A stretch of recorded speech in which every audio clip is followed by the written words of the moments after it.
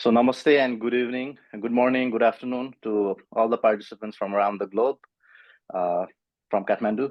Welcome to this very first webinar of the Energy Transition and Climate Resilience in the Hindu-Kush Himalayan webinar series, which has been organized jointly by the Graham Sustainability Institute at University of Michigan and the UR Field Lab Kathmandu. I am Abirul Khatri, Energy Transition Lead at UR Field Lab and consultant for the Stimson Center. And it is my pleasure to moderate today's session with such esteemed personalities.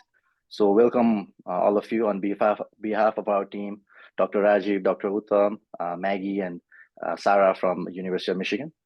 So this webinar series is a continuation of the UR Field Lab that was held in Kathmandu, where over 100 participants attended with 19 countries during May, June 24.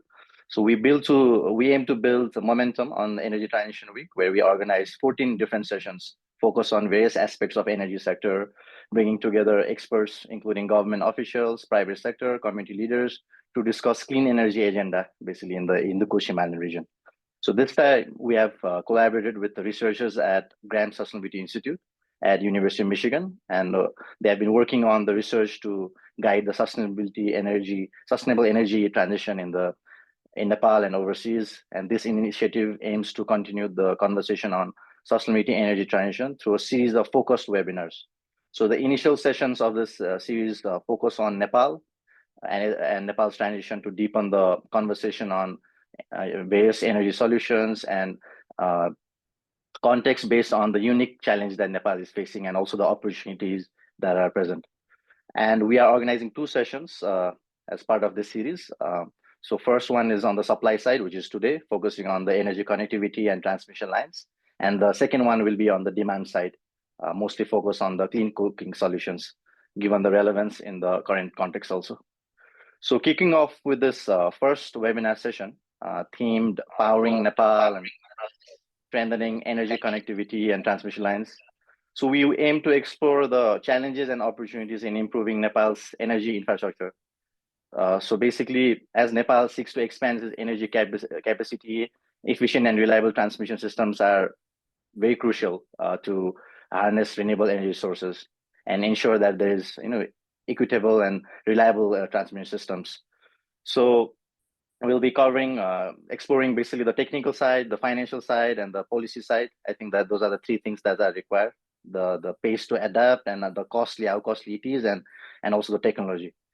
So the structure of today's session will be an opening remarks by Mr. Ramkrishna Khatiwala, sir, followed by an open question to all the panelists, and some specific questions to the panelists. Then we're going to open the floor for the Q&A from the participants.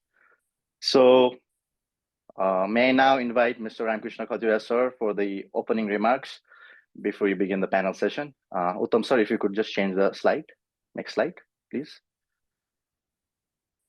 Okay. Thank you, Abrilji. So I'll quickly introduce Mr. Khatiwala's bio. So Mr. Khatiwala is an investment expert with extensive experience in infrastructure finance, best known for his role as the former CEO of Nepal Infrastructure Bank.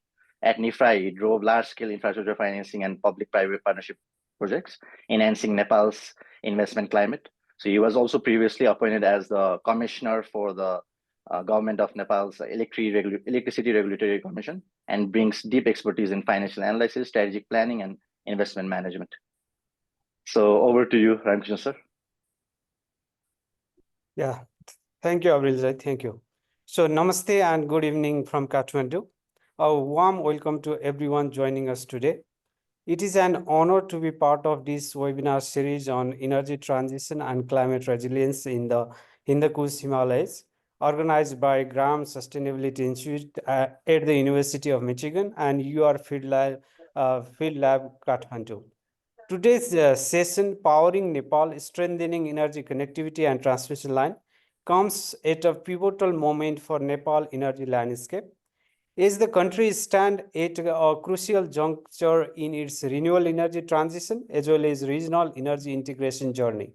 As Nepal strives toward a clean energy future and aims to achieve its net zero target by 2045, we recognize the critical role that energy will play across multiple sectors, from agriculture and transportation to industry, tourism, and urban infrastructure. One of the most important priority is building resilience infrastructure to support the growing generation of renewable energy, especially hydropower and solar. A strong transmission line and the robust energy connectivity are essential to ensure that the energy we produce reaches both domestic and the international market a reliable, sustainable, and equitable manner. Nepal has made significant strides, already reaching 3,200 megawatt in energy production, with over 4,000 megawatt under construction project, 10,000 megawatt awaiting power purchase agreement and the market access, as well as about 20,000 megawatt in the different phases of the studies. We have signed a power trade agreement with India to export 10,000 megawatt, and we recently entered into a PPA with Bangladesh is an initial step toward larger collaboration as Bangladesh is trying to resolve their fossil-based energy system to renewable energy-based system.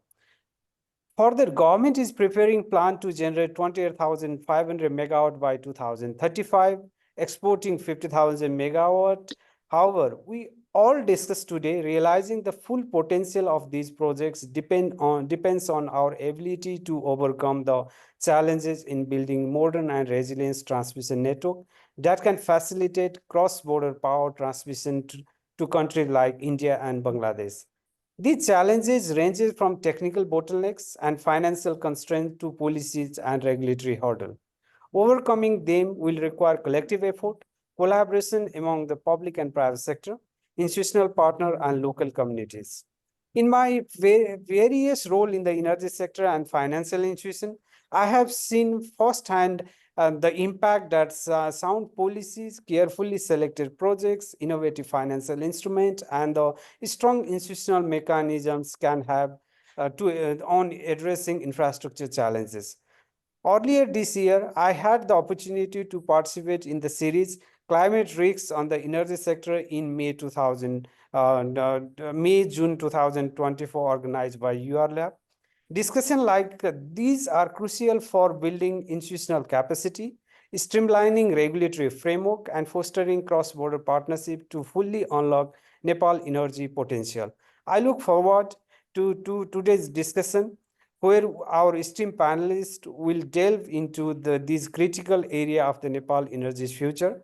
I am confident that we will uncover additional and actionable insight to drive forward Nepal energy connectivity and transmission line development in coming year and coming decade for the development. And thank you. And I now hand over to our moderator, Mr. Aviral Khatri.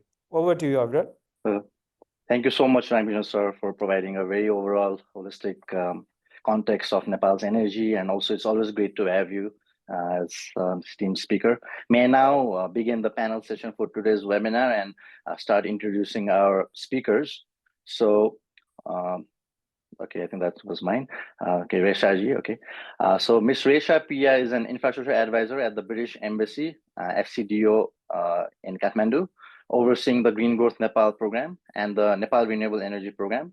So with over 20 years of experience, she has worked closely with government and development partners in sustainable development, energy project implementation, and investment facilitation.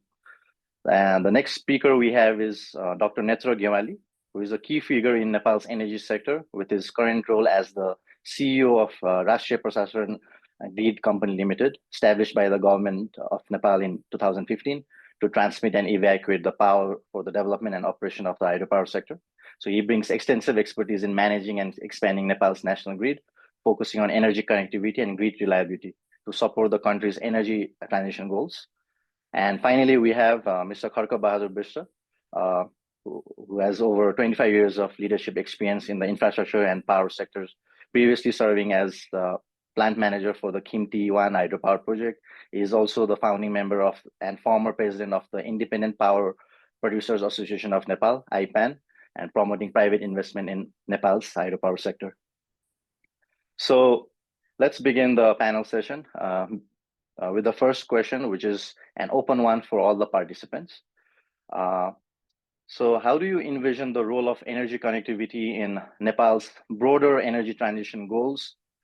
For example, also Ramjan sir mentioned that Nepal aspires to produce over 28,500 megawatts by 2035, which is estimated to require huge investment. It's estimated around 4.6 trillion rupees, 4,600 arba.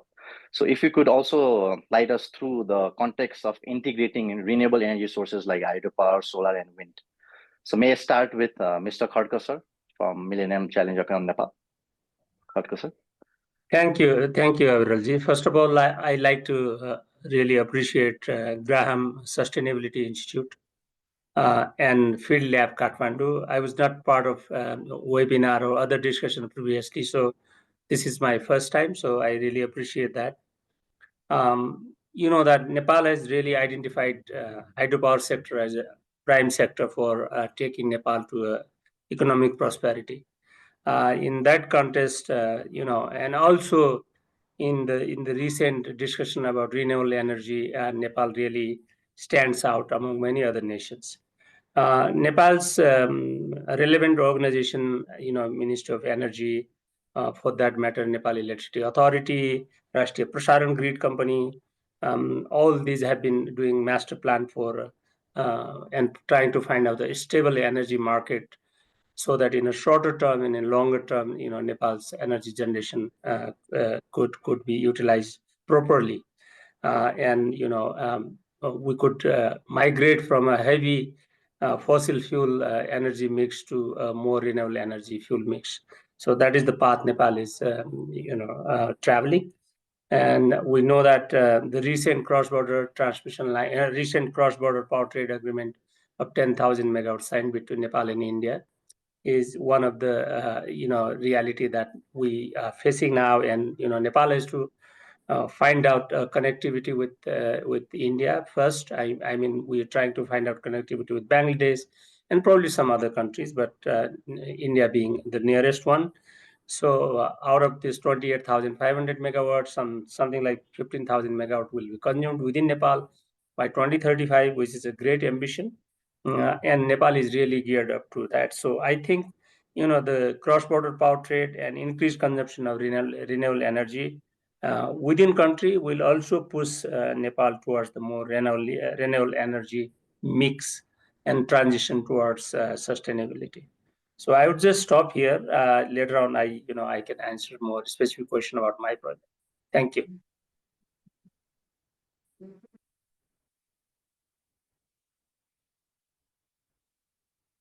We're not able to hear you. Abiralji, your mic is off. Sorry. Yeah. Okay. Thank you, Khadka, sir, for sharing your insights. Maybe I'd like to move to Reshaji. Maybe if you could share your perspective on the role of energy connectivity in Nepal's broader energy transition goals. Yeah, thank you, Abhiralji, and thank you. Yeah. I think we lost Reshaji. Can you hear us? We should go to the next speaker and then we can follow afterwards. Yeah. Sure. So maybe Dr. Netra, sir, would like to share, maybe share your perspective on this question. Yeah. Sure. First of all, I'd like to thank you, Aviralji, and the organizer. As early speaker already mentioned, Nepal ambitious plan to generate around 28.8 gigawatt of power by 10 years. And so for that one, we need the connectivity, that is the interconnection within the Nepal and also the interconnection among the neighboring countries. So for that perspective, I think government of Nepal also doing good and have prepared the plan, short-term, long-term, and the mid-term plans. And yes, to achieve that plan, we have several challenges also as well, because to get the to have the larger bite, then we have to try our best also. So in that perspective, we have also many challenges. So for the the realization of that the plan. So in that perspective, so if you allow me to the point out a few of the challenges. So I would say the for first and foremost would be the budgetary. The to realize that that connectivity within the Nepal and also in the cross border side, we need around 6 billion Nepalese rupees for that part. And as per the current scenario, the government of Nepal has basically has a limitation on the budget. So we have to take the alternative options to fund the transmission lines. So and the other part also, like some legislative and the policy reform also require in critical aspect. Maybe we can delve into detail later on in the discussion. And likewise, there is another area we have to focus on. That is the technology internalization, and I would say the contract administration part. So which are also the areas to work hard. Sure. So I think I will stop now, and we may Sure. discuss in depth later on, specifically. Sure. Thank you, Netra sir, for sharing your perspective. And you mentioned that figure also, how it is difficult from a budgetary perspective. Maybe Ram sir, coming from a finance sector, would like to add something on this point. Okay, thank you, Abrilji. Obviously, I'll touch upon the basically promises we do have from this regional energy connectivity. Nepal holds a considerable promise, especially on the South Asian, increasingly prioritize cross-border energy cooperation to meet their growing demand for sustainable and reliable power, especially from the renewable energy sector.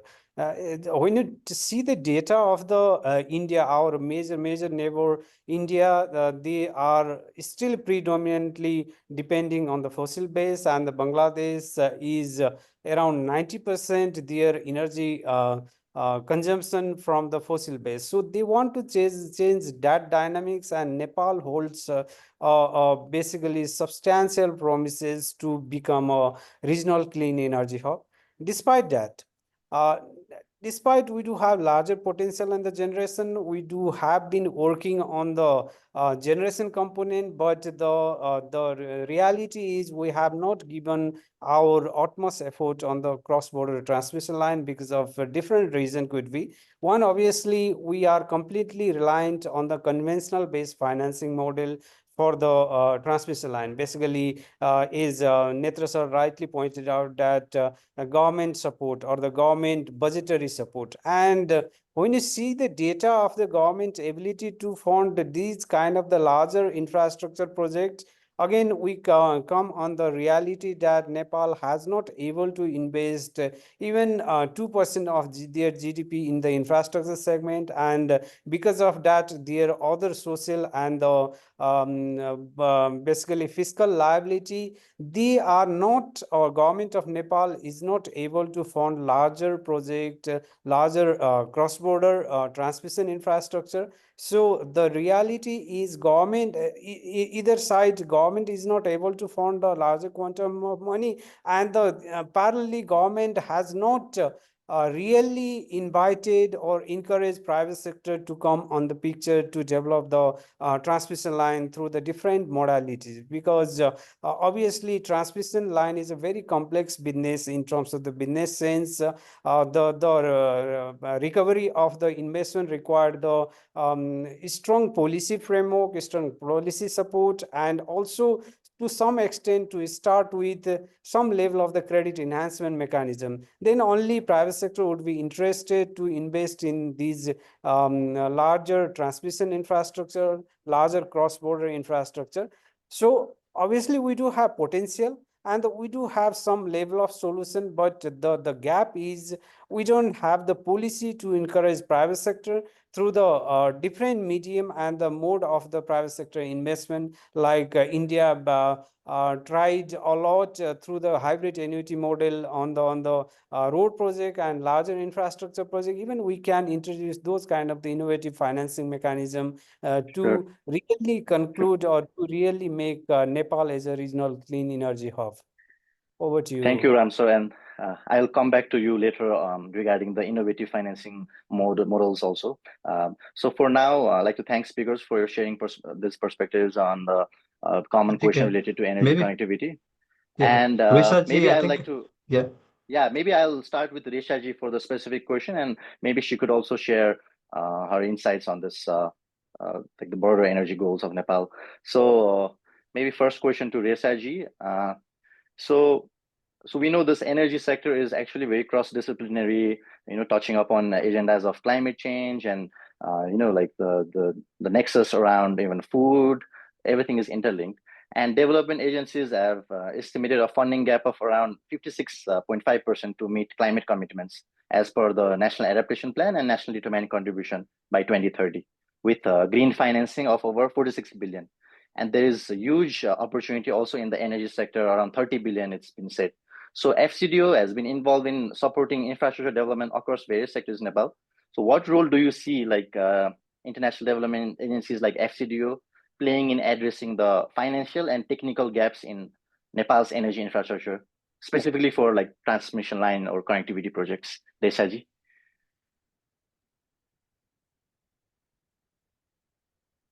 Reshaji, are you able to hear us? Yeah. I think you're Okay. Hello? Okay, Yeah. please.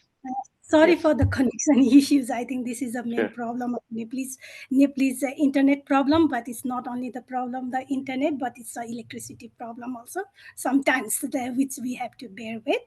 Yeah, thank you for the question, Abiralji. I think energy connectivity definitely is very important for the Nepal energy sectors, because without energy connectivity or the transmission line, we cannot sell the electricity that is produced from the generation side to the end consumers. Therefore, there is no doubt, and definitely several development partners are working in these sectors for promoting energy sector as a whole, and FCDO is also doing lots of activities, particularly to promote green infrastructure and the energy, like a renewable energy sector in Nepal, through its different initiatives and programs aim to promote like sustainable energy development, enhancing energy access, energy trade as well. There are several like a bilateral, regional, and the centrally managed programs that are currently being implemented in Nepal through FCDO side.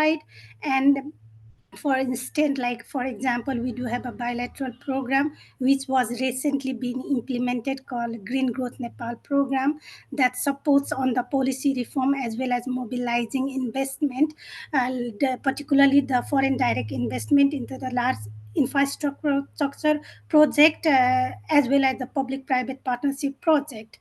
And this Green Growth Nepal program is providing the technical assistance to Investment Board Nepal to develop a large infrastructure project, including the hydropower project and the transmission line. And one of the example of that is like supporting Arun third hydropower project as well as the transmission line project.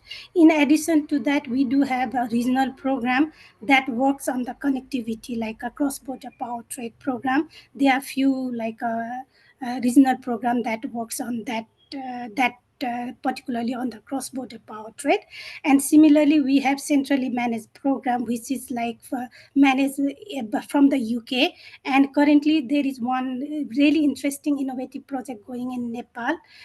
This project is trying to pilot an innovative selective coating technology in the overhead of transmission line, which improves the transmission line efficiencies. This is what FCDO is currently doing. In regard to other development partners, also other development partners are also actively working on this transmission sector and the energy sector as a whole. For example, ADB, Norwegian Embassy, KfW, even the European Union, MCC, the representative from the MCC is also here. Like they are providing grants as well as the concessional loan and the funding mechanism to support the sector, energy sector, and particularly the transmission line. And this development partner are also not only like providing the finance, but they are also providing technical assistance in form of supporting like a government and other stakeholders to develop their capacities. Even through our GGN program, we are supporting Investment Board Nepal and the EEPC to develop their capacity so that they can manage this infrastructure project effectively. And also there are lots of policy reform activities that we are supporting, different development partners are supporting. And one example is JICA recently supported government of Nepal to develop this integrated power system development plan, which has really given very in detail what Nepal should do in developing the energy sector going forward, including the transmission line. And also this all the development partner has emphasis on the importance of this social and environmental consideration of an infrastructure project. Therefore, they are supporting the government as well as the private project developer to conduct this environmental and social impact assessment of hydropower project, solar project, as well as the transmission line project, ensuring that these projects are designed in such a way to minimize the environmental impact and provide benefits to the affected community. This is how Sure. the development partner are working. Thank you so much, Resaji. Very listening to you makes me realize that this issue is very cross-sectoral, and development agencies have been collaborating with lot of different multi-stakeholders to deal with this agenda, and how it's linked with even global issues like climate change. You mentioned on environmental considerations. I'll get back to you again. For now, I'd like to move on to my second question, maybe a national perspective, government perspective from Dr. Netra Gewali, CEO of Rashtriya Prashasan Grid Company Limited, so which was formed by the government of Nepal in 2015 to transmit and evacuate the power of the development and operation of hydropower sector. Just for our foreign friends, the name Rashtriya Prashasan means like the national transmission grid. So my question to you, sir, is so Rashtriya Prashasan Grid Company plays a pivotal role in managing Nepal's transmission network.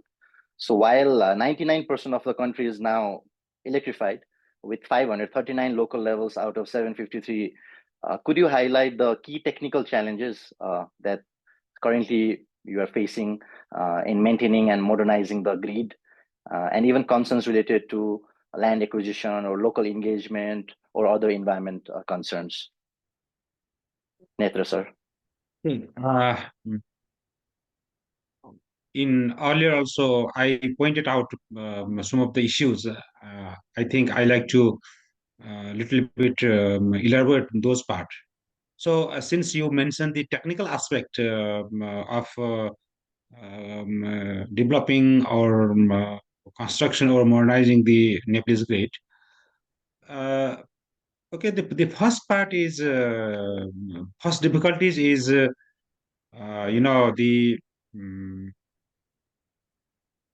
social and the environmental aspect, because our land is limited, and those land basically we need for the substation. They are either heavily populated or in the in the quite expensive pocket area. So it is very difficult to us to get land acquisition for the substation. Therefore, we have to pay, I think, 3 to 5 times. I mean the price that we could get for the other the regular purposes. So another, I mean, aspect is that the clearance of the ROW, that is right of way part. Even if we have the land of the government, which is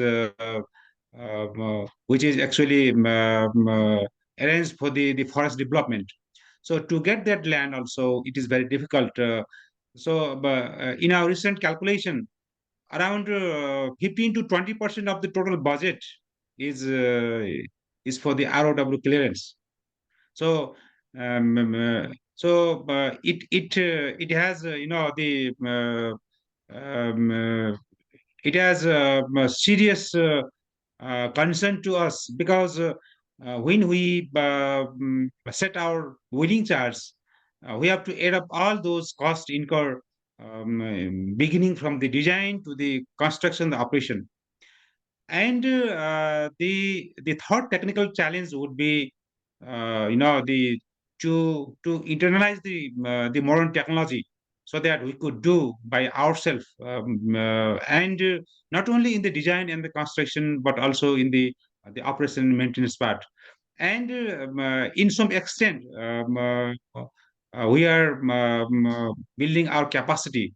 For example, as of now, we all the design and the other the major aspect of high voltage substation transmission line. And last, not the least, I like to point out the challenge of the contract administration, because of the related laws and the practice. So these are the technical challenges we are facing now. And I think I will discuss more on the specific topics in my letter. Sure. Ram. Sure. Thank you, Dr. Netra, sir, for sharing your insights on the technical challenges LPGCL is facing on transmission lines. Maybe now I'd like to move on to my third question to Kharka, sir. So basically, the Millennium Challenge Account Nepal was established in 2018, focusing on improving the energy connectivity in the country, with a 5-year grant agreement between Government of Nepal, which is total of around $697 million. So could you share how the MCS projects are contributing to the expansion of supply side infrastructure, such as transmission lines in Nepal, and what key milestones have been achieved so far? Thank you, Kharka, sir. Abhiralji. Sure. I think it would be, thank you for the chance to, tell about AMC Nepal. AMCC has been in the controversy for almost 2.5 years, so everybody knows about MCC. But they probably don't know where we are now. So it would be a good idea to share some of the activities that we're doing. Basically, the compact, we call it, the larger agreement between MCC and the government in Nepal is called compact. Compact is for $500 million of US government plus 197 of Nepal government, so total around $700 million.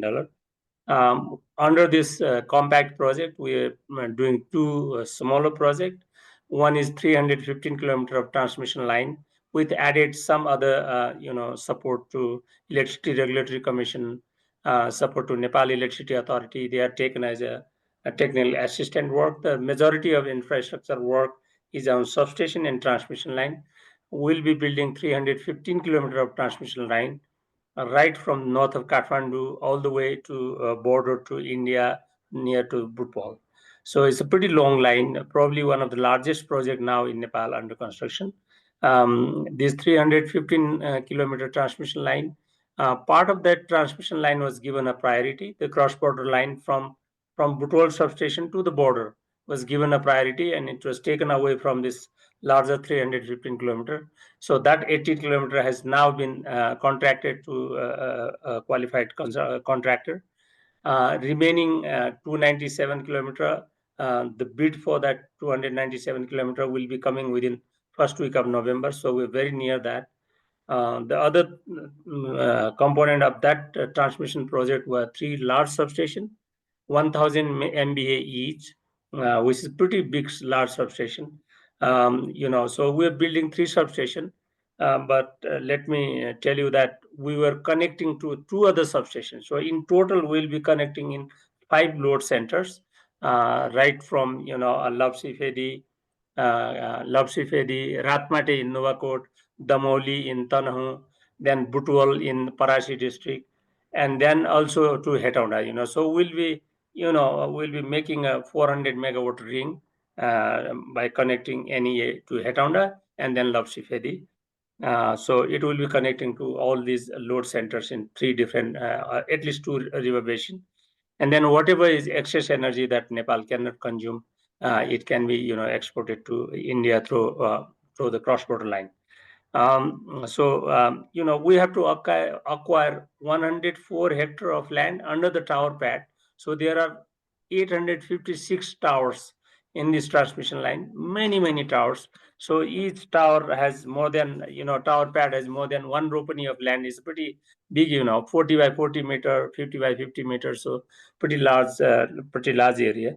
So we'll be acquiring 104 hectare of land in a private land, not in a forest. And we'll be, acquiring or paying compensation for a right-of-way for the compensation below the cable, that will be around 350 hectares. So acquiring land, as Netraji has just mentioned, acquiring land is expensive. At the same time, it's a very time-consuming, it's extremely challenging. So our transmission line goes through, 10 district, 30 municipality, in 97 wards in Nepal, in 3 provinces. So you can imagine the challenges. Oh. We follow Nepal's Land Exactly. Acquisition Act. So it's pretty Right. difficult. You have 10 committees in 10 districts, 10 CDOs dealing with 10, everything is 10 multiplied by 10, you see. So it's pretty much challenging, but we have started, we have done land rate determination for 5 districts. In West Naval Parashi, where we'll build this cross-border line, which is in the priority, we have already started, paying compensation, and people are happy about that. So, I mean, we at one place we do follow Nepal's regulation for land acquisition. At other side, we follow IFC performance standard. We follow MCC guidelines. So, the compliance is pretty challenging in the project. But I think that this is overall what we're doing in transmission line. So I don't want to talk about road, where we have another part of technology that we'll bring to Nepal, that's in the western part of Nepal. So at this stage, I can just say that these are the status of project and the challenges Absolutely. that we face. Sure. Yeah, thank you. Thank you, Abhiraj. Bhargav sir. Thank you. Very great to learn about all these developments that are happening in the transmission line side, because I think Reshaji pointed out that, yeah, we have so much production going on in the hydropower sector, but Nepal does not have that enough capacity to consume all. So the next thing we need to do is definitely like sell the electricity, and great to learn the developments of MCA, like doing on different connectivity projects. And also thank you for highlighting the challenges you are facing on the land acquisition side and other issues. So finally, I'd like to focus on the financing aspect now of energy connectivity, and for Mr. Ramkrishna Khatara sir. So it is estimated that Nepal imports as much as 300 billion rupees on fossil fuels, which is equivalent to 3,000 megawatt of electricity that could be produced. This was from this recent workshop that I participated in, National Energy Transition Plan of USAID. They shared this data. As the former CEO of Nepal Infrastructure Bank, you have overseen many large-scale infrastructure financing projects. So what do you think are the biggest financing challenges in scaling up Nepal's connectivity and transmission infrastructure? And from your perspective, what are some of the innovative financing models or mechanisms that Nepal can adopt to attract both domestic and international investment? Sir. Okay, thank you for the question. One of the major challenges in scaling of transmission infrastructure and the Nepal energy connectivities lies in the limitation of the conventional financing mechanism, which often rely heavily on the government financing, especially from the treasury. And even if we talk about the private sector funding, especially in the generation project, also they are more relying on the conventional debt and equity structure. But when we talk about the larger infrastructure, larger transmission infrastructure project, only conventional method of the debt and equity would not suffice, because of the 2 reasons. Because debt has a very limited life, and also especially in the Nepalese context, most of the development activities predominantly relying on the commercial banking financing, which has a normally 1 year gestation period or 1 year. Their asset liability management is completely mismatched. So their source of fund, the most of the commercial banks source of fund is only for limited period, the 1 year, 2 year, and in some cases up to 5 year. But they have been financing to the larger quantum of money in the Nepalese energy sector for 12 year, 13 year, 14, 15 years. So this is the one of the mismatch, and that will also reflect in the transmission side also. These conventional method are typically one is insufficient for the transmission project due to their high upfront capital requirement, lengthy development timeline, and limited immediate return.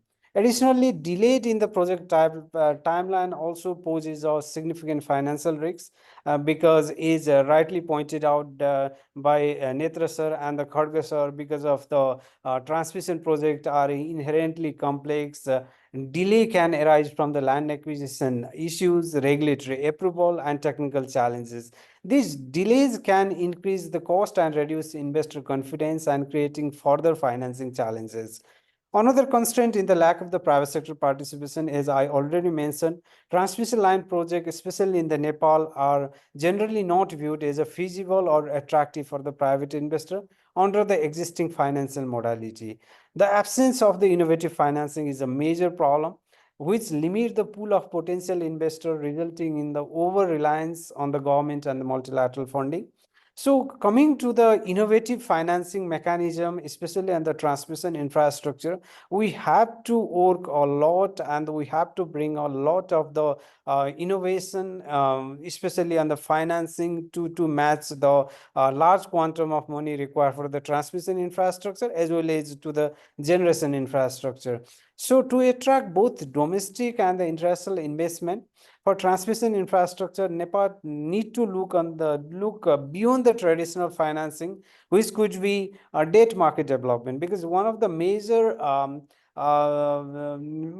sector or major instrument most of the countries are using our debt instrument, because ultimately debt instrument provide two set of the solution. One which limit the intermediary cost, because if we go on the commercial banking financing, then ultimately they also source funding from the small depositor or the institutional depositor, and they keep their margin, they keep their administration cost, and normally their cost of fund is much larger than their source of fund. And because of that context, commercial bank financing is always not feasible for these kind of the larger infrastructure development. So developing a robust debt market with an infrastructure specific bond like project specific bond could help to attract the long-term investors such as the pension fund, contractual saving institution, insurance companies.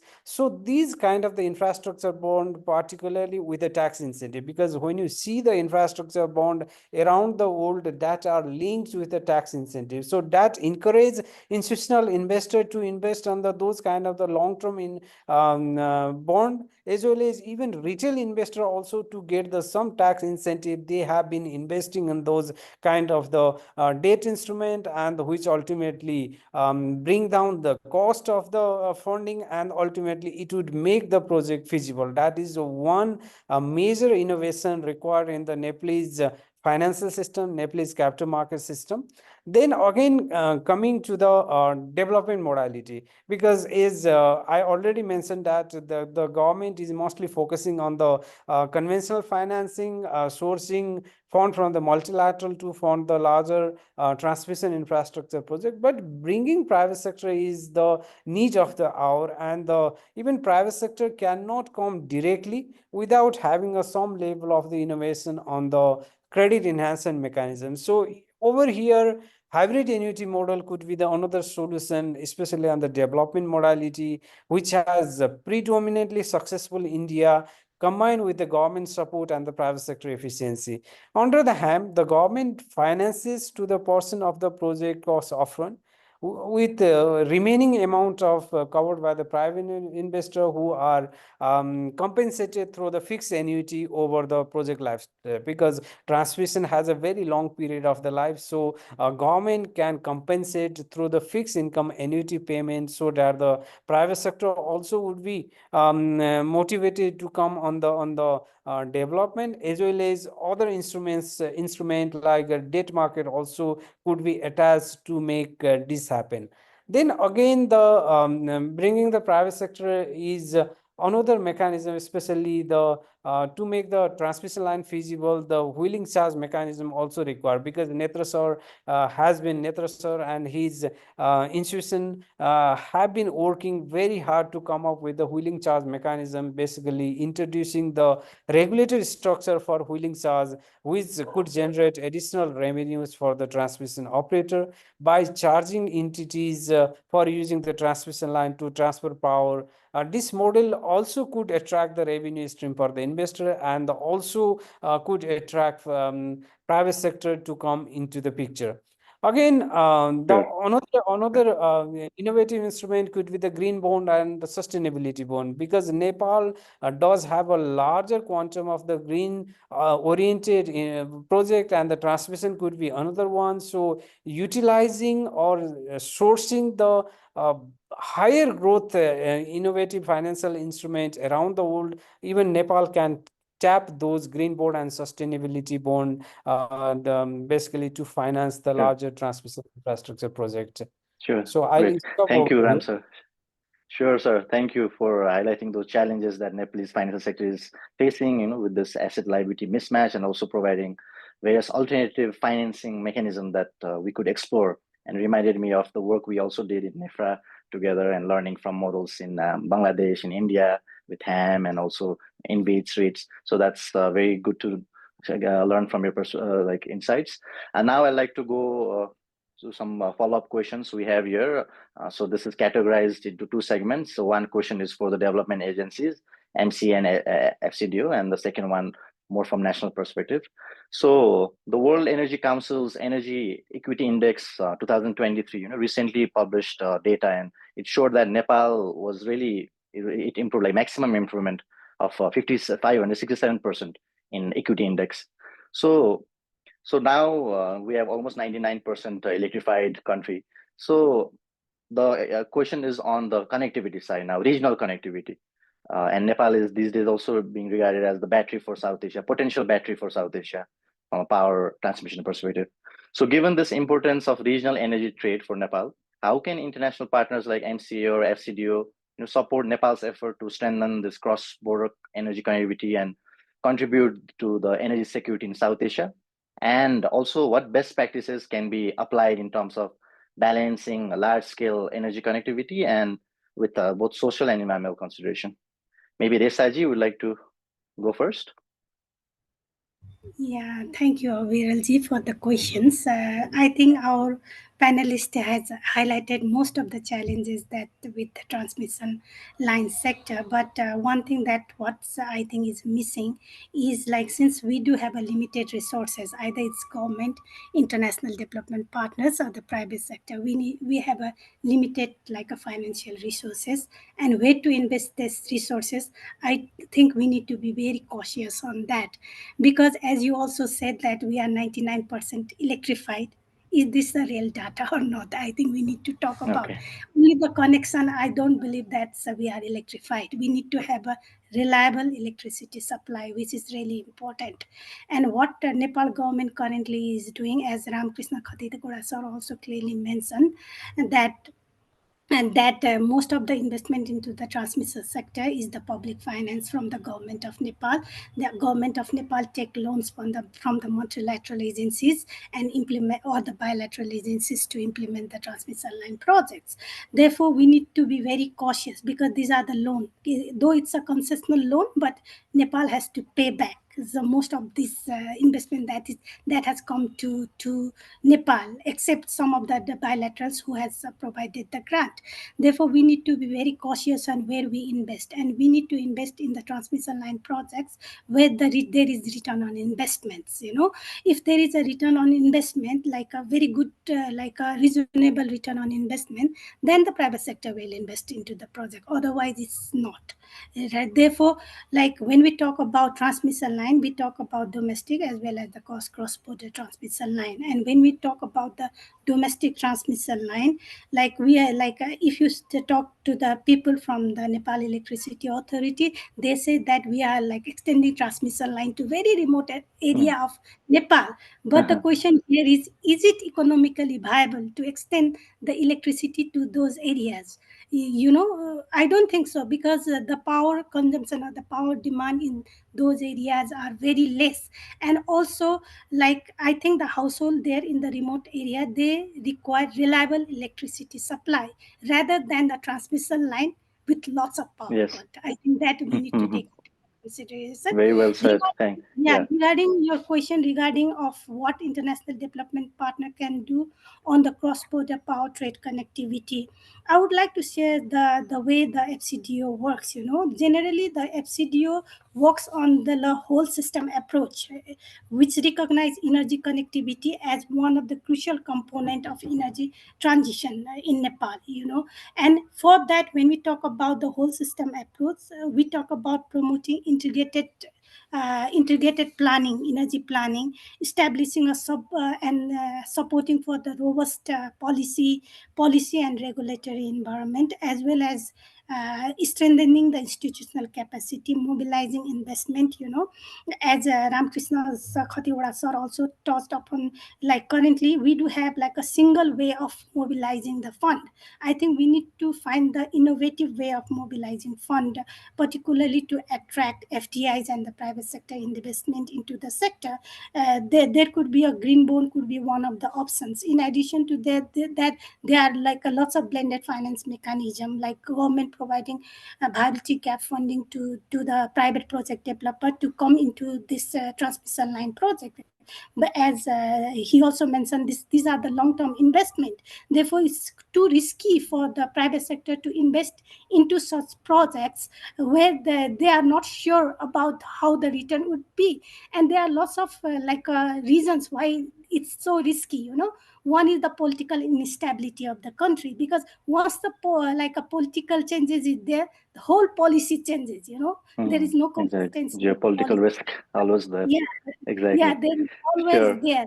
And like Okay. some of my earlier panelists also talks upon the challenges of land acquisition. And also there is a monopoly market of NEA in the transmission line, particularly construction of the transmission line. Is still like, despite like private sector are requesting for the open access to the transmission line, it has not been granted. Therefore, like for private sector, it's really risky. Therefore, like from the FCDO side, we want to address those challenges, as well as we want to integrate the energy system to other sector also, because energy, I would say, it's a means of doing something. Either it's for transportation or agriculture or industries or the urban development. I think we need to find a connection between this for the economic growth and the green development in Nepal.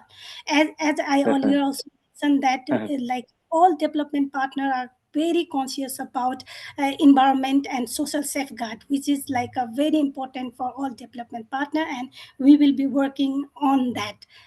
And particularly on the cross power trade also, maybe we can help in facilitating the dialects with and negotiating with the neighboring countries, which is very crucial, because what I feel personally is Nepal lack that negotiation skill. Yeah, the geopolitical risk always influencing Nepal. Yes, I mean, I it think affects every country, but Nepal is more like sandwich, so I think it's more affecting there. Maybe Kharkar sir would like to add on the same question, and then we can move to next. I think a lot of explanation has been done, so I would be very quick here, Abhiralji. Okay. I think how could MCA Nepal support energy trade and private public partnership And you said, a public-private partnership on transmission line, actually. The public-private partnership on transmission line is something that we had discussed many, many years ago, several times at several stages. What has happened now is, people are building their power houses, their, power plants, and they are building their own transmission line without consideration to others' power plant very nearby. So you will within few years see a cobweb of transmission line everywhere in river basin. So we did at one time, continued our discussion with Nepal Electricity Authority and with Ministry of Energy to develop a model where the private developers could, one may come in 1 year, other may come after 2 years, but at least have a cost sharing model and build transmission line as per the standard of NEA, and then later on make a mechanism where that transmission line somehow could be transferred to NEA in the absence of privatization of transmission line. So that interim model was looked into, which has not come to fruition. Actually, there's no result on that. But I do think that connectivity discussion, those transmission line from private sector, where Ramakrishna ji just mentioned about having large amount of capital to build this transmission line, private sector could really put in their money once the transmission development itself is a business model. It's a business project, like the hydropower project, like any other hydropower project. They are commercially viable. The bank can finance them, but not transmission line, because you don't know, because not using full capacity of transmission line, you probably build 220 kV, but I'm developing only 120 megawatt. You can transmit 700 megawatts. So what would I do for other capacity? So there's no really a model. Your next question about how does MCA Nepal support in this? MCA Nepal has a very large support to Electricity Regulatory Commission. You can imagine it's $11 million. That's a large money for a regulatory commission. So it's a large amount of money. We'll put embedded advisor there for 4 years. So they will be supporting, electricity tariff determination, the wheeling charges determination, the adjudication of the cases within Electricity Regulatory Commission. So so all these things are there. So it is a very holistic program that MCA Nepal is. We are at the same time we're supporting Nepal Electricity Authority with the high voltage line live working actually. So all this combined together will be a very comprehensive project to unleash the power sector in totality, the cross-border trade, the connecting all load center in Nepal, and empowering Electricity Regulatory Commission, and then at the same time operation and maintenance of high voltage transmission line in a live line working when you don't have to put off the line. So this is a very comprehensive project if you look at the totality. Sure. So very interesting. Thank you. Yeah. Sure, sir. Thank you, sir. Karga sir and Reshaji for sharing the development agencies, how they are working with government and supporting. I think Reshaji also mentioned a very interesting point on while on one hand we have the supply of electricity, but there's also issue on reliability, which brings me to the question to Dr. Netra sir from a national perspective. You mentioned also the technical challenges of expanding Nepal's transmission network. So what do you think are the key priorities, right, for modernizing Nepal's grid to support the increasing demand for energy, and also using these new technologies so that the electricity is reliable and also synchronized with other energy mix, right? We have solar, wind. So what do you think how are the key priorities for modernizing Nepal's grid? I think, the first I like to quickly comment on the earlier part. That is the funding part also I like to comment. And then I'll come with the question. So let me add something. As of now, the investment of transmission line, which is the traditional approach. So I think it would continue for some time because of the two reasons. The transmission line investment, it has two open-ended issues. The first is that the the completion of transmission line is is somewhat uncertain. Like even if you build 99.9% of the transmission section, if that one section is not completed, then you cannot get money, right? You cannot earn the revenue. So one part is that the completion of the transmission line is not, it is not closed, and the other, the opponent is that the booking of the transmission line. For a long time, if let us say the 30 years of the transmission line commercial life, then we have to build the full capacity transmission line because it is built once in lifetime. So in that sense, nearly 10 to 20 years, 10 to 15 years, line is underutilized. And then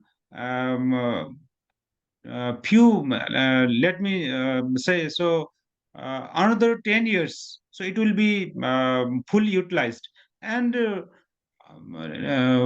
another 5 years, so transmission line will be slightly overdone. In that sense, so more than 50% of the time of its, the commercial life, it is underutilized. So because of that, so if you only use the traditional model, then it is not attractive to the private sector. However, Sure. so if the line is booked already, then so it is commercially viable. If you see the case of the India, so India, the regulatory body has put the return of equity around 17%. So it is perfectly good. Yes, in Nepal's part also. So one good news that the earlier the Khargeshwar has mentioned the participation of the private sector in the transmission line, specifically which can be shared by the hydropower in river corridor. So in that part, we already started. We already engaged the private hydropower developer to build transmission line with our company, and we have already started the company started the construction of transmission line through a company model. And now, so these are the part. And now, for the second question, so Sure. you mean the how to utilize I mean, how to modernize our transmission systems and those part. I think because because of the globalization, the latest technology which are utilized in the developed countries, so they are not new to us, because in our new systems, all those technology we have used, they are as per the modern technology utilized in the the developed world. So um, uh, I like to add one more thing. For example, the technology like GIS technology, which is used in the our substation. This technology uh, basically the developed country like USA and Europe, they are little bit reluctant to utilize that technology because they use Mm, the AIS technology as of now. Now we are embracing those technology in our systems, all those automation.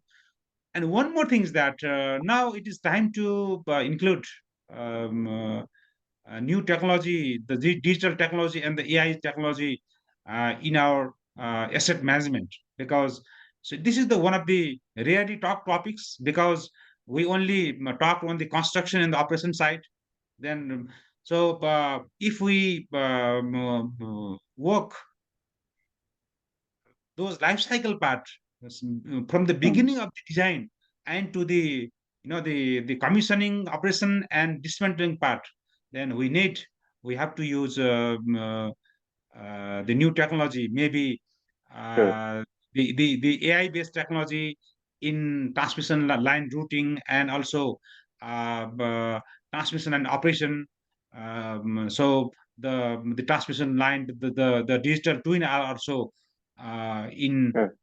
Thank you. Sure, yeah, sir. in the study also. Sure. Thank you.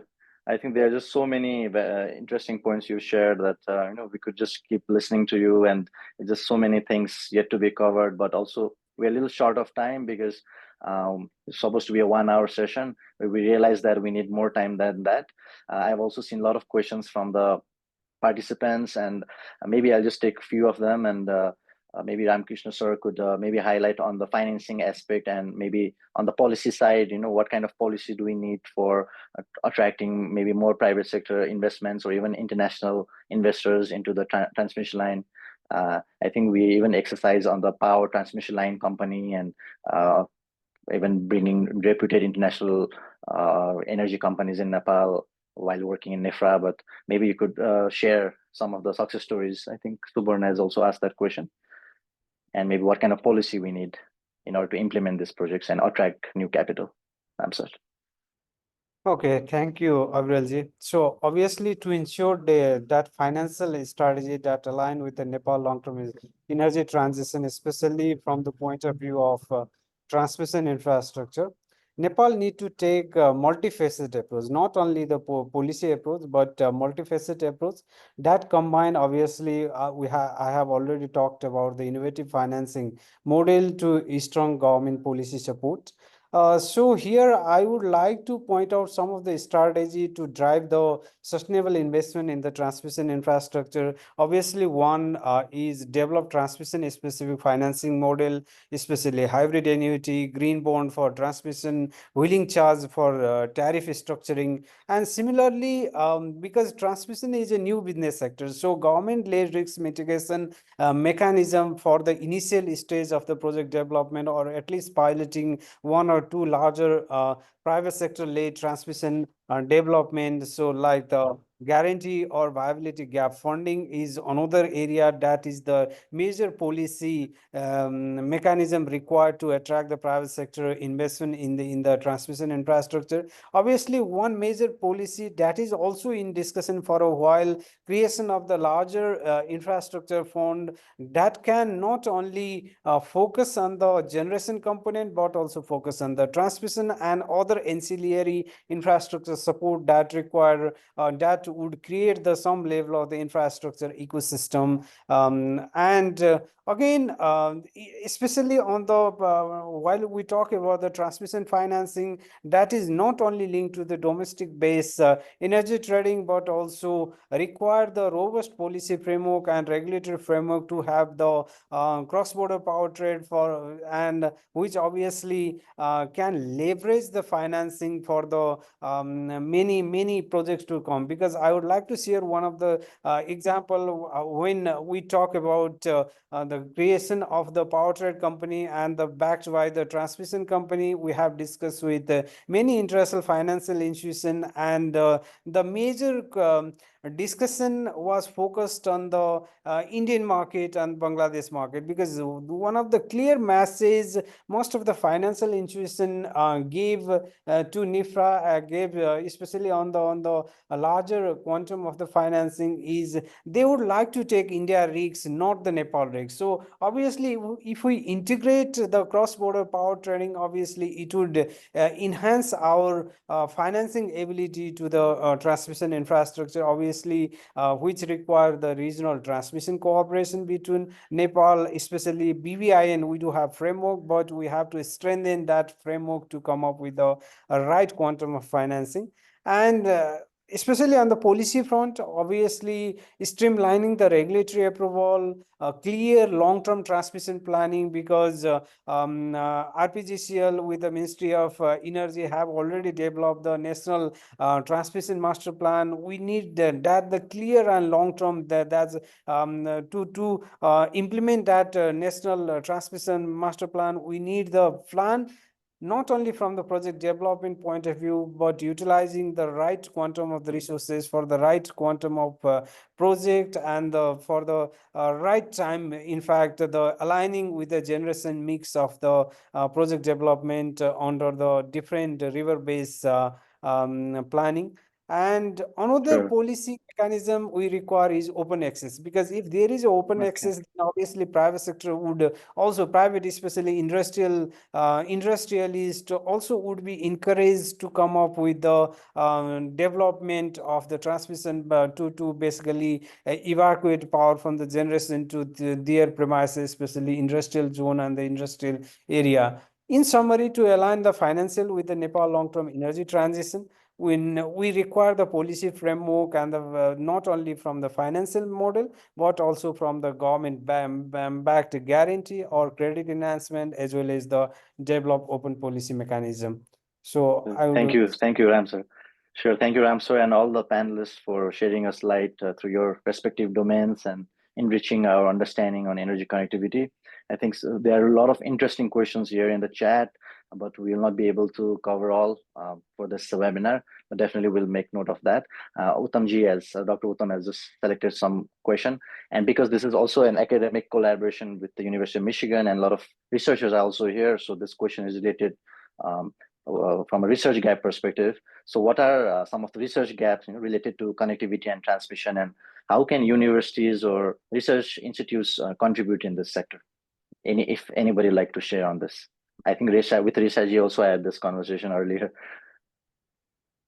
Yeah, if you'd like to share, Reshaji. Yeah, thank Sure. you. As we all acknowledge that the transmission line investment into the transmission line is quite new to Nepal, because there is only the public sector investment into this sector, and multilateral are also funding public sector. Therefore, I think one thing that's lacking is the experience that Nepal has on attracting a private sector investment into this sector. Either it's through the public-private partnership projects or solo the private sector. I think research needs to be done, like how, in other countries, how private sector are engaged in the transmission line. They are like a quite good example in European country like UK, Germany. They have brought private sector investment into the transmission line project. Maybe learning from them, I think that would be really helpful. Second would be like even in the India, like lots of transmission line are created with public-private partnership models. Maybe learning from that also would be important, but we cannot directly copy all the things that's available there. We have to localize the context, right? Because if we copy, it might fit in our context, because the socioeconomic situation in our country is quite different than that we have in India or UK or Germany or other like a developed and developing country. Therefore, what the best like a model will suit to Nepal, and what are the like alternative models? We should focus on at least 2 to 3 models where we can test what would be the appropriate model to attract private sector investment. And when I say private sector investment, it's also regarding the FDI, because, and also the remittances, because our country is receiving lots of remittances which has not been used for the productive sector. I think we can use the remittances in developing the infrastructure projects, including the transmission line. I think that research needs to be done. I believe that's the area where we need to look upon. And also regarding the transmission line, I think grid code is really important. Sometimes in Nepal we don't have very suitable grid codes available. And when we talk about the cross-border transport, cross-border electricity trade, then this is really important to meet with the grid conditions of other countries also. Therefore, I think the study on that, understanding what is the suitable grid code required for the Nepal, so that it can enable power distribution domestically as well as the cross-border power trade. Yeah, thank you. Sure, absolutely. Thank you, Resaji. I think that emphasis on research is really crucial because what we are lacking many times is that narrative when we go to investors, when we try to get FDI, sharing that evidence, which I think academic institute can contribute. Maybe one final question, because we also have participants from other Hindu Kush Himalayan countries, Pakistan and Bangladesh also, I think. Abdul is also here. So Abdul, if you'd like to ask your question. So Abdul, are you there? You can unmute yourself if you like. Maybe that could be a final question. I don't know if it's there. I think Yeah. Okay. Abdul, yes, there you go. Yeah. Please introduce. Yeah, sure. You can introduce yourself and you can ask a question. Sure. Yeah. My name is Abdul Wahid. I'm working with National Disaster Management Fund here in Pakistan as a disaster management specialist. I think this very important discussions on Nepal context, but I think like this context same applies to Pakistan as well. Like we have the same issues. Like we have the 59% of energy comes from fossil fuels and 25% from hydropower, and the rest 10% coming from renewables energy sources. So and we are also facing these same transboundary issues, like we are sharing rivers with India and Afghanistan. So and we are also facing the same climate change impact because we have the largest glaciers in the Hindu Kush Himalayas. We have more than 7,000 glaciers, so which are melting at a very fast rate because of climate change. So these energy infrastructures are greatly threatened by the climate change impacts. So my question was like, because we have almost the same context and geography. So like what types of, policy guidelines the government should work out on, and what type of policies needs to be developed so that we can effectively tackle these issues. Sure. Thank you, Abdul. Yeah. Yeah, I think this issue is really regional. I mean, recently in there was a flood in Nepal, and it was estimated around, I think, 2.5 billion rupees Nepali was lost in hydropower due to this flood and a lot of other Gulf activity that's going on. So, anybody like to answer this question on the climate risk, that's coming and the financing burden that it is in the hydropower sector and other sectors in Nepal? Maybe the two transmission lines, even like how climate change is affecting energy connectivity.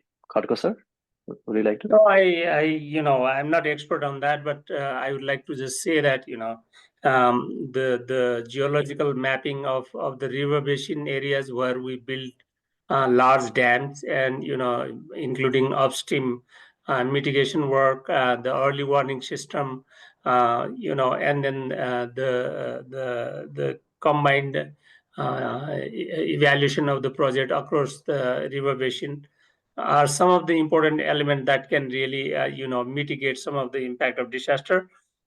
Climate change per se, we continue to say that, these are something that the hydropower developers or the government itself has to work with a climate resilient structures, infrastructure. But the actual, workout on the specific input on design of those climate resilient infrastructure hasn't come actually, so just by saying that the structure has to be climate resilient doesn't help. So what is climate resilient? How does it impact the design of the infrastructure? So these are something we have to look into. But at the same time, producing more green energy, replacing the fossil fuel is, the well-known and well-accepted solution for all of us. So I think Nepal is really facing those challenges, and Nepal has to work on it. Similarly, Pakistan also. Definitely. Thank you so much, Khatko, sir. I think that was a very good note to end on how interdisciplinary this energy sector is, and also how it's impacted with climate change and climate risk in the energy sector. I think because we have already passed the time, and this was really a productive sector we had. Productive 1 hour we had, I think, although it's like online, but sometimes we forget that we lose some time here and there. So apologies for that. Sorry, Reshaji, you want to say Just something? to add upon this climate impact, I could not hold myself, I think Sure, one of the please, things please. I need to focus is regarding the energy mix, because currently if you see Nepal, we are morely hydro dominated, particularly on the electricity sector. I think we need to also focus on the energy mix and the decentralized renewable energy systems, because it's really critical to focus on the decentralized renewable energy system so that our climate impact is minimized. I think that's one area. I think climate resilient Absolutely. infrastructure, Khadga sir has already touched upon. And also, I think we need the appropriate insurance mechanism. I think currently what hydropower projects are facing is the lack of appropriate insurance mechanism. And the last and final is Nepal needs to really negotiate for the compensation for the loss and damage with the developed countries, which I think Nepal has to inbuild this negotiation skill, because all the developing countries are facing climate impact, and it's not only the cause is not only from the developing or the underdeveloped country. It's the I think developed country has to also take responsibility of that. Thank you. Absolutely. Thank you, Reshaji, also for adding your insight on the energy mix. I think diversifying our energy portfolio is also very important to deal with such issues of climate risk.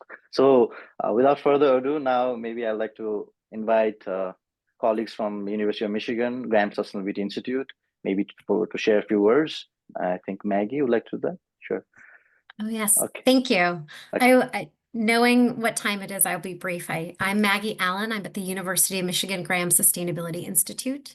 At the Graham Sustainability Institute, we work to mobilize the expertise and passion of scholars, partners, and decision makers to work together and bring world-class research to real-world sustainability challenges.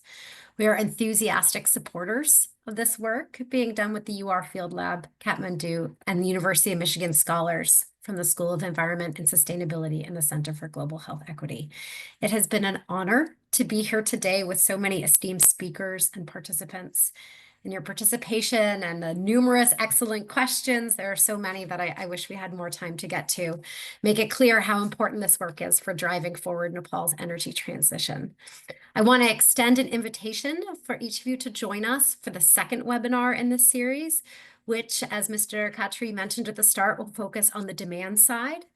The second webinar is entitled Nepal's Journey to Clean Cooking Solutions, Fueling the Future.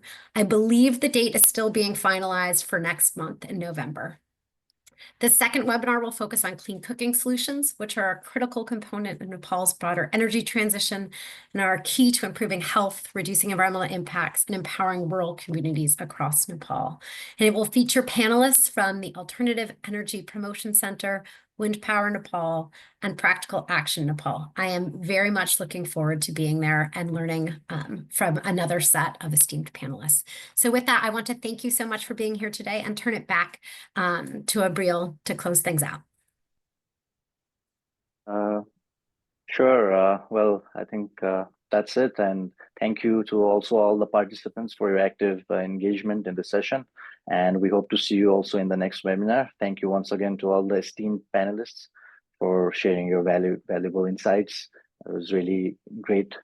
We learned a lot from you. And yeah, we'll maybe sit together and follow up again for future webinar sessions. And for now, I think we can sign off and thank you all for your time, and have a good night from Nepal and maybe a good day in the US. Okay.